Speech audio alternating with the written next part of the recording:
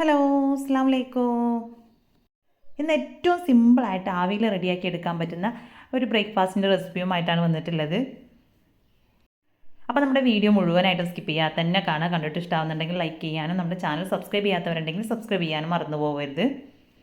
അപ്പോൾ നമ്മുടെ ഈ ഒരു ബ്രേക്ക്ഫാസ്റ്റ് റെഡിയാക്കി എടുക്കാനായിട്ട് ഞാനിവിടെ കുറച്ച് പച്ചരി ഒന്ന് കുതിർത്തെടുത്തിട്ടുണ്ട്. അപ്പോൾ ഇത് മുഴുവനായിട്ടും ഒരു 2.5 കപ്പ് പച്ചരിയാണുള്ളത്, കുതിർത്തെടുത്തതിന് ശേഷം കേട്ടോ. അപ്പോൾ അതിൽ ആദ്യം 1.5 കപ്പ് ഞാൻ മിക്സിയുടെ ജാറിലേക്ക് ചേർത്ത് കൊടുക്കുന്നുണ്ട്. അപ്പോൾ ഇത് മുഴുവനായിട്ടും ഒരുമിച്ചിട്ടിട്ട് അരച്ചെടുക്കാൻ പറ്റാത്തതുകൊണ്ടാണ് കുറച്ചായിട്ടൊന്ന് ചെയ്തെടുക്കുന്നത്. അപ്പോൾ ആദ്യം 1.5 കപ്പ് പച്ചരി മിക്സിയുടെ ജാറിലേക്ക് ചേർത്ത് കൊടുത്തതിന് ശേഷം ഇതിലേക്ക് തന്നെ 1/2 കപ്പ് ചോറ് ചേർത്ത് കൊടുക്കാം. പിന്നെ നമുക്കിതിലേക്ക് വേണ്ടത് തേങ്ങയാണ്. അപ്പോൾ അതും ഒരു 1/2 കപ്പിനടുത്ത് ചേർത്ത് കൊടുത്തിട്ടുണ്ട്. ഇനി ഇത് അരഞ്ഞ് കിട്ടാൻ ആവശ്യത്തിനുള്ള വെള്ളം കൂടി ചേർത്ത് കൊടുക്കാം. അപ്പോൾ നമ്മുടെ അരിയും വെള്ളം സമാസമം നിൽക്കുന്ന ആ ഒരു രീതിയിലാണ് ഇതിലേക്ക് വെള്ളം ഒഴിച്ച് കൊടുത്തിട്ടുള്ളത്. ഇനി ഇതിനെ നല്ലപോലെ അരച്ചെടുത്ത് നമുക്ക് വേറൊരു ബൗളിലേക്ക് ചേർത്ത് കൊടുക്കാം. അപ്പോൾ ബാക്കിയുള്ള 1 കപ്പ് അരിയും കൂടെ ഞാൻ അരച്ചെടുത്ത് ഇതിലേക്ക് ചേർത്ത് കൊടുത്തിട്ടുണ്ട് കേട്ടോ. അപ്പോൾ ആ അരിയിലേക്ക് ഞാൻ വേറെ ഒന്നും ചേർത്ത് കൊടുത്തിട്ടില്ല, അരി മാത്രം വെള്ളം ചേർത്തിട്ട് അരച്ചെടുത്തിട്ടാണ് ഇതിലേക്ക് ചേർത്ത് കൊടുത്തിട്ടുള്ളത്.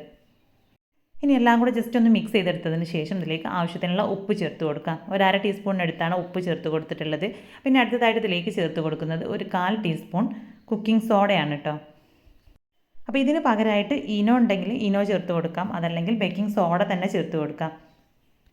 അപ്പോൾ എല്ലാം കൂടെ നല്ലപോലെ ഒന്ന് മിക്സ് ചെയ്തെടുത്ത് ഒരു 5 മിനിറ്റ് നമുക്കിതൊന്ന് റെസ്റ്റ് ചെയ്യാനായിട്ട് വെക്കാം. അങ്ങനെ ഒരുപാട് ടൈം വെച്ച് കൊടുക്കേണ്ട ആവശ്യമൊന്നുമില്ല. നമ്മളിത് റെഡിയാക്കി എടുക്കാനുള്ള ആ ഒരു പാത്രത്തിലൊക്കെ ഒന്ന് എണ്ണയൊക്കെ തടവിയെടുക്കുന്ന ആ ഒരു സമയം മാത്രം ഒന്ന് റെസ്റ്റ് ചെയ്യാനായിട്ട് വെച്ചാൽ മതി. അപ്പോൾ നമ്മുടെ മാവ് ഒരുപാട് ലൂസായിട്ട് പോകണ്ട, അതുപോലെ തന്നെ ഒരുപാട് തിക്കായിട്ടും പോകണ്ട, നല്ല ഈ ഒരു പാകത്തിനാണ് നമുക്ക് കിട്ടേണ്ടത്. ഇനി ഇതാ ഞാൻ നമ്മുടെ ഈ ഒരു കേക്ക് ടിന്നിലാണ് ഇത് ചെയ്തെടുക്കുന്നത്. അപ്പോൾ ഇതുപോലത്തെ പാത്രങ്ങളൊന്നും ഇല്ലാന്നുണ്ടെങ്കിൽ നമ്മളെ കുട്ടികളുടെയൊക്കെ ലഞ്ച് ബോക്സോ ആ ഒരു രീതിയിൽ അതിൽ എന്തെങ്കിലും ഒരു റൗണ്ടിലുള്ള ഒരു പാത്രത്തിൽ നമുക്ക് ഈ ഒരു രീതിയിൽ ചെയ്തെടുക്കാം കേട്ടോ. അപ്പോൾ ആദ്യം തന്നെ ഞാനതിൽ ഫുള്ളായിട്ടൊന്ന് ബട്ടർ തേച്ച് കൊടുക്കുന്നുണ്ട്. അപ്പോൾ ബട്ടർ ഇല്ലാത്തവർ ഓയിൽ തേച്ച് കൊടുത്താലും മതി കേട്ടോ. ബട്ടർ ഉണ്ടെങ്കിൽ അതാണ് ഏറ്റവും നല്ലത്. അപ്പോൾ നമുക്ക് പെട്ടെന്ന് തന്നെ വിട്ട് കിട്ടും.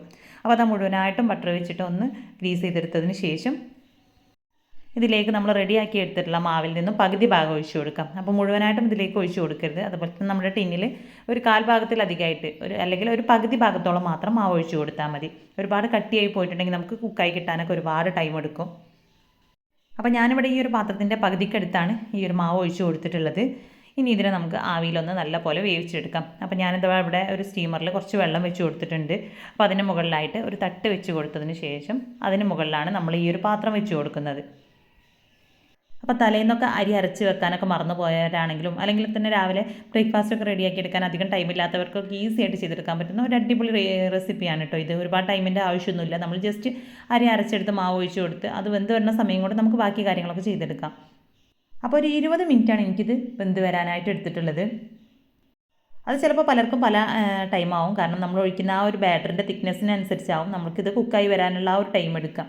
കുറച്ചുകൂടെ കട്ടിയിൽ നമ്മൾ മാവ് ഒഴിച്ച് കൊടുക്കുകയാണെന്നുണ്ടെങ്കിൽ നമുക്ക് കുറച്ചധികം തന്നെ സമയം ഇത് വെന്ത് കിട്ടാനായിട്ട് വേണ്ടി വരും. അതുപോലെ തന്നെ നമ്മൾ കട്ടി കുറച്ചിട്ടാണ് മാവ് ഒഴിച്ച് കൊടുക്കുന്നതെങ്കിൽ പെട്ടെന്ന് തന്നെ വെന്തും കിട്ടും. അപ്പം ഞാനിവിടെ ഒരു സ്റ്റിക്കൊക്കെ എടുത്ത് കുത്തി നോക്കുന്ന സമയത്ത് അതൊക്കെ നല്ല ക്ലീൻ ആയിട്ട് തന്നെ വന്നിട്ടുണ്ട്. ഇനി ഇതിനെ നമുക്ക് ചൂടാറാനായിട്ട് കുറച്ച് സമയം ഒന്ന് മാറ്റി വെക്കാം. അപ്പോൾ ഇത് കംപ്ലീറ്റ് ചൂടാറിയതിന് ശേഷം മാത്രം റീമോൾഡ് ചെയ്തെടുത്താൽ മതി കേട്ടോ. ഇല്ലാന്നുണ്ടെങ്കിൽ ഇത് പെട്ടെന്ന് തന്നെ പൊട്ടിപ്പോകാനൊക്കെ ഉള്ള സാധ്യത ഉണ്ട്. അപ്പോൾ ഇതാ കംപ്ലീറ്റ് ചൂടാറി വന്നിട്ടുണ്ട്. അപ്പോൾ ചൂടാറി വരുമ്പോൾ തന്നെ നമുക്ക് അതിൻ്റെ സൈഡ് ഭാഗമൊക്കെ അതിൽ നിന്നും വിട്ട് വരും. അപ്പോൾ ഈ ഒരു സമയത്ത് ഇതിലേക്ക് 1 ടീസ്പൂൺ വെളിച്ചെണ്ണയിൽ കുറച്ച് കടുകും കറിവേപ്പിലയും കൂടെ നല്ലപോലെ മൂപ്പിച്ചെടുത്തതിന് ശേഷം അതിലേക്ക് ഒരു 2 ടീസ്പൂൺ വെള്ളവും കൂടെ ചേർത്ത് മിക്സ് ചെയ്തെടുത്ത് ഇതിലേക്ക് ഒഴിച്ചു കൊടുത്തിട്ടുണ്ട്. അപ്പോൾ ഇത് കംപ്ലീറ്റ് എണ്ണയല്ല കേട്ടോ. അപ്പോൾ ഇതിലേക്ക് വെള്ളവും കൂടെ ചേർത്തിട്ടാണ് ഒഴിച്ചു കൊടുത്തിട്ടുള്ളത്. അപ്പോൾ ഇത് ഓപ്ഷനിലാണ്, ഇഷ്ടമുണ്ടെങ്കിൽ മാത്രം ചേർത്ത് കൊടുത്താൽ മതി. അതിനുശേഷം ഞാനിതാ ഇതുപോലെ ഒരു സ്പാച്ചില വെച്ച് സൈഡൊക്കെ ഒന്ന് വിടിയിച്ചെടുത്തതിന് ശേഷം പാത്രത്തിൽ നിന്നൊന്ന് മാറ്റി കൊടുക്കുകയാണ്.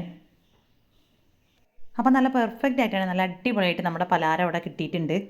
അപ്പോൾ ഞാനിതിവിടെ 2 പാത്രത്തിലായിട്ടാണ് ചെയ്തെടുത്തിട്ടുള്ളത്. അപ്പോൾ ഇത് കംപ്ലീറ്റ് ചൂടാറിയതിന് ശേഷം മാത്രമാണ് കേട്ടോ നമ്മൾ കട്ട് ചെയ്ത് കഴിക്കേണ്ടത്. അപ്പോൾ ഇതിനെ നിങ്ങൾക്ക് ഇഷ്ടമുള്ള രീതിയിൽ തന്നെ കട്ട് ചെയ്തിട്ടെടുക്കാം.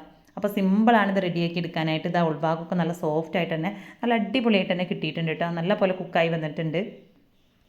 അപ്പോൾ വളരെ സിമ്പിളാണ് നമുക്കിത് റെഡിയാക്കി എടുക്കാനായിട്ട്. അപ്പോൾ ഇത് ബീഫ് കറിയുടെ അല്ലെങ്കിൽ ചിക്കൻ കറിയുടെ മുട്ട റോസ്റ്റിൻ്റെ ഒക്കെ കൂടെ കഴിക്കാനായിട്ട് അടിപൊളി ടേസ്റ്റാണ് കേട്ടോ. അതൊന്നും ഇല്ലാന്നുണ്ടെങ്കിൽ കുറച്ച് ചട്നി ഉണ്ടാക്കി എടുക്കുകയാണെന്നുണ്ടെങ്കിൽ അതിൻ്റെ കൂടെ കഴിക്കാം. അപ്പോൾ ഏറ്റവും എളുപ്പത്തിൽ പച്ചരി വെച്ചിട്ടാണ് നമ്മൾ ഈ ഒരു പലഹാരം ഇവിടെ റെഡിയാക്കി എടുത്തിട്ടുള്ളത്. അപ്പോൾ ഇതുപോലെ വീട്ടിലുള്ള ചേരുവകൾ മാത്രം ചേർത്തുകൊണ്ട് തന്നെ ചെയ്തെടുക്കാൻ പറ്റുന്ന ഒരുപാട് ബ്രേക്ക്ഫാസ്റ്റിൻ്റെയും അതുപോലെ തന്നെ സ്നാക്സിൻ്റെ ഒക്കെ വീഡിയോ നമ്മൾ ചെയ്തിട്ട്, ഇപ്പോൾ കാണാത്തവരുണ്ടെങ്കിൽ അതൊക്കെ ഒന്ന് പോയിട്ട് കണ്ടു നോക്കാം. അപ്പോൾ ഇതിൻ്റെ മുകളിൽ വെളിച്ചെണ്ണയും കടുകൊക്കെ താളിച്ച് ചേർത്ത് കൊടുക്കണം നിർബന്ധമൊന്നുമില്ല, കാണാനുള്ളൊരു ഭംഗിക്ക് വേണ്ടി മാത്രം ചെയ്ത് കൊടുത്തതാണ് കേട്ടോ. അതുപോലെ തന്നെ നമുക്ക് ഈ ഒരു ഷേപ്പിൽ തന്നെ കട്ട് ചെയ്തെടുക്കണം എന്നില്ല, നിങ്ങൾക്ക് ഇഷ്ടമുള്ള രീതിയിൽ സ്ക്വയർ ആയിട്ടൊക്കെ കട്ട് ചെയ്തെടുക്കാം. അപ്പോൾ തന്നെ ഞാനിവിടെ 2 പാത്രത്തിലായിട്ട് 2 സെറ്റായിട്ടാണ് ഇത് റെഡിയാക്കി എടുത്തിട്ടുണ്ടായിരുന്നത്. അപ്പോൾ രണ്ടും നല്ല അടിപൊളിയായിട്ട് തന്നെ കിട്ടിയിട്ടുണ്ട്. സാധാരണ നമ്മൾ വെള്ളപ്പത്തിനൊക്കെ റെഡിയാക്കി എടുക്കുന്ന സെയിം മാവിൻ്റെ ആ ഒരു രീതിയിൽ തന്നെയാണ് കേട്ടോ ഇത് റെഡിയാക്കി എടുത്തിട്ടുള്ളത്. പക്ഷേ നമ്മൾ ഈസ്റ്റ് ചേർക്കാതെയാണ് റെഡിയാക്കി എടുത്തിട്ടുള്ളത്. അപ്പോൾ അത് അതിൻ്റെ ഉൾഭാഗമൊക്കെ നല്ല അടിപൊളിയായിട്ട് തന്നെ വന്നിട്ടുണ്ട് കേട്ടോ. നിറയെ ഹോൾസൊക്കെ വന്ന് നല്ല സ്പോഞ്ചി ആയിട്ട് തന്നെയാണ് ഉള്ളത്.